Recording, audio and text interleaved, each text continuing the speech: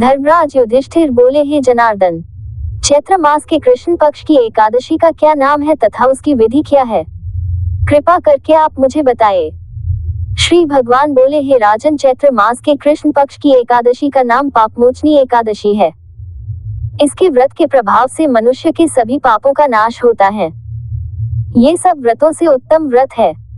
इस पापमोचनी एकादशी के महात्म्य के श्रवण व पठन से समस्त पाप नाश को प्राप्त हो जाते हैं। एक समय देवर्षि नारद जी ने जगत पिता ब्रह्मा जी से कहा, महाराज, आप मुझसे चैत्र मास के कृष्ण पक्ष की एकादशी विधान कहिए।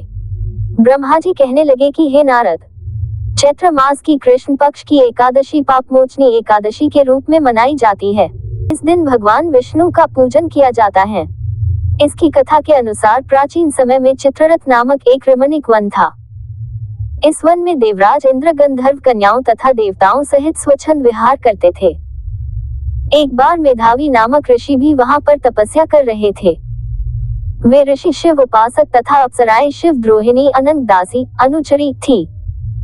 एक बार कामदेव ने मुनि का तप भंग करने के लिए उनके पास मंजू घोषा नामक अप्सरा को भेजा। युवावस्था वाले मुनि अप्सरा के हाव भाव, नृत्य, गीत तथा कटाक्षों पर काम मोहित हो गए। रति क्रीड़ा करते हुए 57 वर्ष व्यतीत हो गए।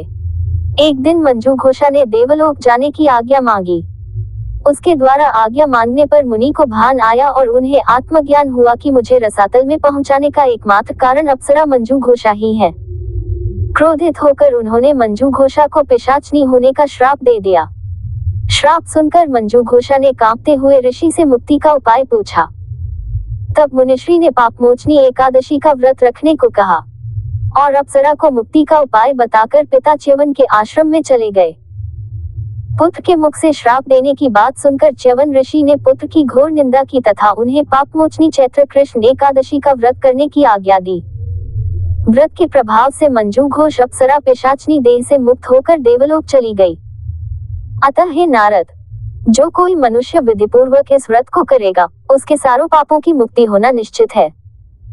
और जो कोई इस व्रत के महात्म्य को पढ़ता और सुनता है, उसे सारे संकटों से मुक्ति मिल जाती है।